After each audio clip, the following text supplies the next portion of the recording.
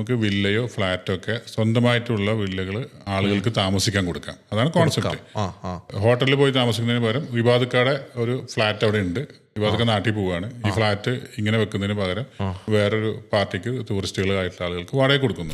പക്ഷെ അതൊരു ബിസിനസ് സാധ്യതയായിട്ട് മാറിയിട്ടുണ്ട്. ഇപ്പോൾ വലിയൊരു ബിസിനസ് സാധ്യത അതിലേക്ക് വന്നു, ആളുകളൊക്കെ അതിലേക്ക് ഇറങ്ങിത്തിരിക്കാൻ തുടങ്ങി. അതായത് ഇപ്പോൾ സിമ്പിളായിട്ട് പറഞ്ഞാൽ വിവാദക്ക കുറച്ച് ഫ്ലാറ്റുകൾ വാങ്ങിച്ച് ഫർണിഷ് ചെയ്ത് ഈ ബിസിനസ്സിന് വേണ്ടി മാത്രമായിട്ട് കൊടുക്കുന്നു. നമുക്ക് കൺസൾട്ടൻസി കൊടുക്കാൻ പറ്റും. ഏതൊക്കെ ഏരിയകളിലാണ് നിങ്ങൾ പ്രോപ്പർട്ടി എടുത്താലും ഏറ്റവും കൂടുതൽ പോവുക, മറീലൻഡിലാണോ, ഡൗൺ ടൗണിലാണോ, അല്ലെങ്കിൽ ജുമേറയാണോ, ജുമേറിൽ എടുക്കുകയാണെങ്കിൽ വില്ല എടുക്കണോ, അതോ ഫ്ലാറ്റ് എടുക്കണോ, ഇവിടെ എടുക്കുമ്പോൾ എങ്ങനെ എടുക്കണം, അങ്ങനെയുള്ള കൺസൾട്ടൻസി കൂടി നമുക്ക് കൊടുക്കാൻ സാധിക്കും. ഈ ലൈസൻസ് തുടങ്ങുന്നതിന്റെ കാര്യം പറയുകയാണെങ്കിൽ സാധാരണ ലൈസൻസ് പോലെ തുടങ്ങാം. പ്രത്യേകം ശ്രദ്ധിക്കേണ്ട ഒരു കാര്യം ഇതാണ്. ഫോർ എക്സാമ്പിൾ ദുബായിൽ ഒരു പക്ഷേ നമ്മുടെ ഈ പോഡ്കാസ്റ്റ് കേൾക്കുന്ന ഒരാൾക്കാർക്ക് ഒരു പക്ഷേ കുറച്ച് ആളുകൾ ഫ്ലാറ്റ് എന്തെങ്കിലുമൊക്കെ ഇൻവെസ്റ്റ് ചെയ്ത ആൾക്കാരുണ്ടെങ്കിൽ അവർക്ക് ഇതിലേക്ക് കൺവേർട്ട് ചെയ്യാനും പറ്റും അല്ലേ? തീർച്ചയായിട്ടും.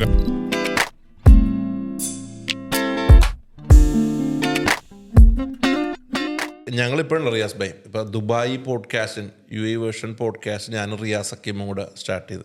അപ്പോൾ ഫ്രീക്വൻ്റ്ലി നമ്മൾ ട്രാവൽ ചെയ്യുന്നുണ്ട്. അവിടെ വന്ന് അവിടുത്തെ ആളുകളെ നിങ്ങളെപ്പോലുള്ള ആൾക്കാർ അതിൽ കൊണ്ടുവന്ന് കഥ പറയുക എന്നുള്ളതാണ് നമ്മുടെ ഇൻറ്റൻഷൻ ആക്ച്വലി. അപ്പം നമ്മളിവിടുന്ന് പോകുമ്പോൾ തന്നെ എയർപോർട്ടിൽ ചെല്ലുമ്പോൾ തന്നെ ടിക്കറ്റ് കാണിക്കണം. അതുപോലെ തന്നെ അപ്പം നമ്മൾ എമിറേറ്റ്സ് സൈഡ് നമുക്കില്ലല്ലോ, നമ്മൾ വിസിറ്റിങ്ങിന് പോകണട്ടാണ് ഇപ്പോഴും. അപ്പോൾ ഹോട്ടൽ ബുക്കിംഗ് ചോദിക്കുക. അപ്പോൾ ഹോട്ടൽ ബുക്കിംഗ് കാണിച്ചാലാണ് അവർ കയറ്റി വിടുക. ഇവിടെ നിന്ന് അവിടെ ചോദിക്കാറില്ല കേട്ടോ. അപ്പം നമ്മൾ ആലോചിക്കുമ്പോൾ ഹോട്ടലുകൾ അങ്ങനത്തെ ഒരു ബിസിനസ് നല്ല സാധ്യതയുണ്ട്. അതുപോലെ തന്നെ ഇപ്പം നിങ്ങളിപ്പോൾ ബിസിനസ് സെറ്റപ്പ് ചെയ്ത് കൊടുക്കുന്ന ഒരാളെന്ന രൂപത്തിൽ അവിടെ ഇപ്പോൾ ഫോർ എക്സാമ്പിൾ വില്ലകളോ ഫ്ലാറ്റുകളോ ഒക്കെ എടുത്തു കഴിഞ്ഞാൽ ഇവിടെ നിന്ന് വരുന്ന ആൾക്കാർക്ക് അവിടെ താമസിക്കുക അങ്ങനെ എന്തെങ്കിലും ഒരു സ്കോപ്പ് അവിടെ ഉണ്ടോ ആക്ച്വലി? തീർച്ചയായിട്ടും ഉണ്ട്. മാത്രമല്ല UAE സംബന്ധിച്ചിടത്തോളം ടൂറിസം മേഖല ഭയങ്കര വലിയൊരു വളർച്ച ഈ അടുത്ത കാലത്ത് ഉണ്ടായതാണ്. അടുത്ത കാലത്തെന്ന് പറയാൻ വയ്യ, കോവിഡിന് മുമ്പ് ഉണ്ടായിരുന്നു. കോവിഡിന്റെ സമയത്ത് കുറച്ച് പിന്നെ താഴോട്ട് പോയി.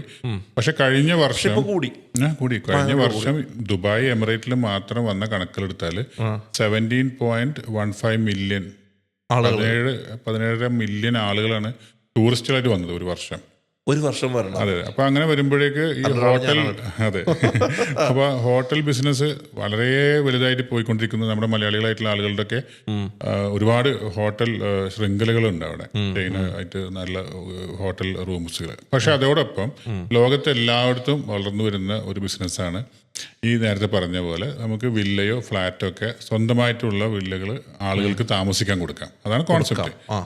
ഹോട്ടലിൽ പോയി താമസിക്കുന്നതിന് പകരം വിവാദക്കാടെ ഒരു ഫ്ലാറ്റ് അവിടെ ഉണ്ട്, വിവാദക്ക നാട്ടിൽ പോവുകയാണ്, ഈ ഫ്ലാറ്റ് ഇങ്ങനെ വെക്കുന്നതിന് പകരം വേറൊരു പാർട്ടിക്ക് ടൂറിസ്റ്റുകളായിട്ടുള്ള ആളുകൾക്ക് വാടക കൊടുക്കുന്നു.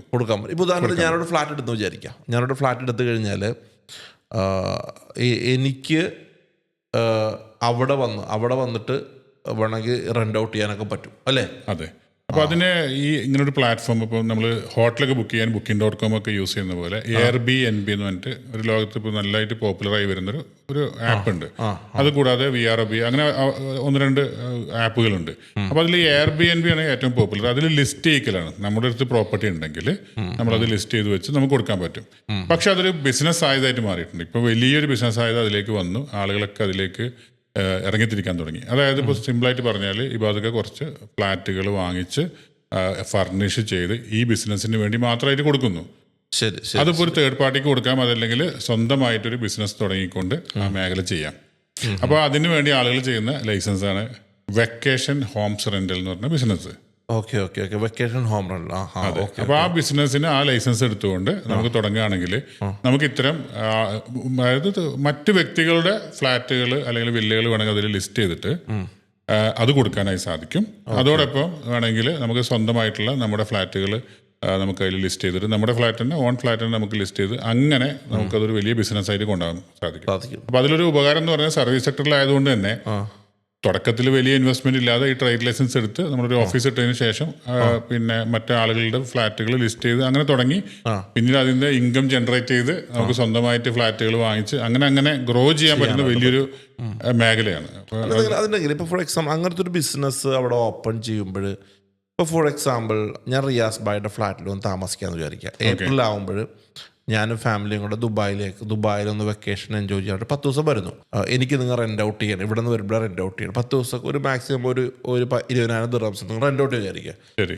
ഞാൻ അവിടെ നിന്ന് എന്തെങ്കിലും ഒരു അൽക്കുലത്ത് കാണിച്ചെന്ന് വിചാരിക്കുക. ഫോർ എക്സാമ്പിൾ ഇപ്പോൾ ഞാനവിടെ നശിപ്പിച്ചു, നിങ്ങളുടെ ഫ്രിഡ്ജിൻ്റെ ഡോറൊക്കെ ഞാൻ എടുത്തിട്ടുണ്ട്, എക്സാമ്പിളാണ്, ഞാൻ അങ്ങനെ ചെയ്യില്ലെന്നൊക്കെ അറിയാമല്ലോ.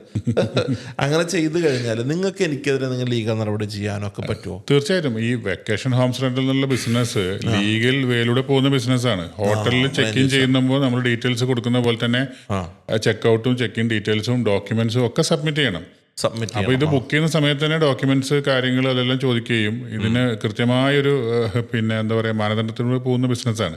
ഇനി അത് മാത്രമല്ല, അപ്പൊ ഞാൻ നേരത്തെ ലൈസൻസ് എടുക്കുന്ന കാര്യം പറഞ്ഞു. ആ ട്രേഡ് ലൈസൻസ് എടുത്ത ആളുകളുടെ പ്രോപ്പർട്ടീസും അവർ ലൈസൻസ് എടുത്തതിന് ശേഷം കൊണ്ടുപോയി ലിസ്റ്റ് ചെയ്യണം.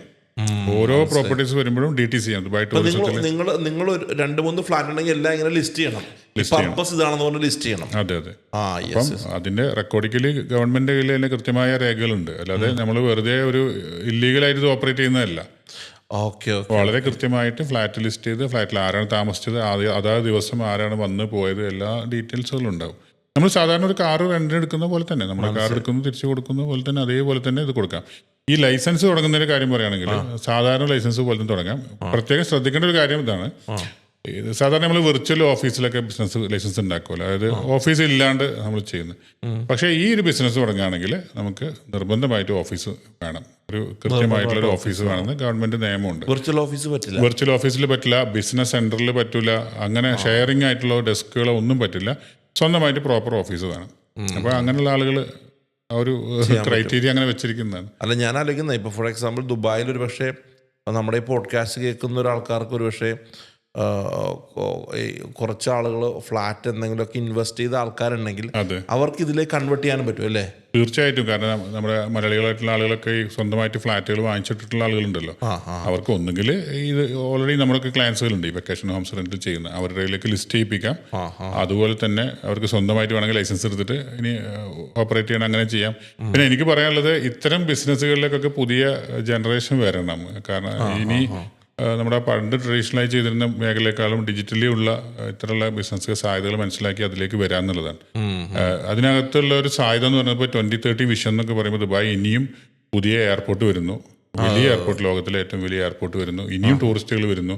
അപ്പോൾ വലിയൊരു പൊട്ടൻഷ്യൽ ആ ബിസിനസ്സിലുണ്ട്. അപ്പോൾ അതുകൊണ്ട് ആ ടെൻഷൻ ഇല്ലാതെ നമുക്ക് ഇറങ്ങിത്തിരിക്കാൻ പറ്റുന്നൊരു ബിസിനസ് മേഖലയാണ്. അതിൽ നിങ്ങൾ ഇപ്പോൾ കിൽട്ടൺ ബിസിനസ് സെറ്റപ്പ് എന്ത് സർവീസാണ് ആക്ച്വലി പ്രൊവൈഡ് ചെയ്യുന്നത്? ഞങ്ങളെ സംബന്ധിച്ചിടത്തോളം ട്രേഡ് ലൈസൻസ് ഉണ്ടാക്കാനുള്ള എല്ലാ ലീഗൽ വശങ്ങൾ കാര്യങ്ങൾ ചെയ്തു കൊടുക്കുക, ഓഫീസിൻ്റെ കാര്യങ്ങൾ, DTCMന്റെ പെർമിഷൻ, ലൈസൻസ്. പിന്നെ അത് കഴിഞ്ഞതിന് ശേഷം ഇവർ പ്രോപ്പർട്ടി എടുത്തു കഴിഞ്ഞാൽ അത് ലിസ്റ്റ് ചെയ്യണമെന്ന് പറയുമല്ലോ, അപ്പോൾ ആ ലിസ്റ്റ് ചെയ്യാനുള്ള സൗകര്യങ്ങൾ, അതിൻ്റെ കാര്യങ്ങൾ, അങ്ങനെ എല്ലാ തരത്തിലും അതിൻ്റെ കാര്യങ്ങൾ സപ്പോർട്ട് ചെയ്ത് കൊടുക്കുന്നുണ്ട്. ഓക്കെ. അപ്പോൾ എന്തായാലും അങ്ങനെ ദുബായിൽ 3-4 ഫ്ലാറ്റുകളുള്ള ആൾക്കാരാണെങ്കിൽ വെറുതെ കിടന്ന് പൊടി പിടിക്കണ്ട, ഒന്ന് വേണമെങ്കിൽ ഒരു പാസീവ് ഇൻകം ആക്കി മാറ്റാം. അതെ, അതുപോലെ നമുക്ക് കൺസൾട്ടൻസി കൊടുക്കാൻ പറ്റും. ഏതൊക്കെ ഏരിയകളിലാണ് നിങ്ങൾ പ്രോപ്പർട്ടി എടുത്താലും ഏറ്റവും കൂടുതൽ പോവുക, മറീലയിലാണോ, ഡൗൺ ടൗണിലാണോ, അല്ലെങ്കിൽ ജുമേറയാണോ, ജുമേറിൽ എടുക്കുകയാണെങ്കിൽ വില്ല എടുക്കണോ, അതോ ഫ്ലാറ്റ് എടുക്കണോ, ഇവിടെ എടുക്കുമ്പോൾ എങ്ങനെ എടുക്കണം, അങ്ങനെയുള്ള കൺസൾട്ടൻസി കൂടി നമുക്ക് കൊടുക്കാനും സാധിക്കും. നിലവിൽ ഒരാൾ താമസിച്ചുകൊണ്ടിരിക്കുന്ന ഫ്ലാറ്റിനെ നമുക്ക് ഇങ്ങനെ കൺവേർട്ട് ചെയ്യാൻ പറ്റും അല്ലേ? പറ്റും. ഓക്കെ, എന്നാലും ഒരു പുതിയ ഇൻഫർമേഷനാണ് എന്നെ സംബന്ധിച്ചിടത്തോളം. ഞാൻ എന്തായാലും 2 ഫ്ലാറ്റ് ദുബായിൽ എടുക്കുന്നുണ്ട്, അപ്പോൾ ഞാൻ കൺവേർട്ട് ചെയ്യാം കേട്ടോ. Okay, thank you so much.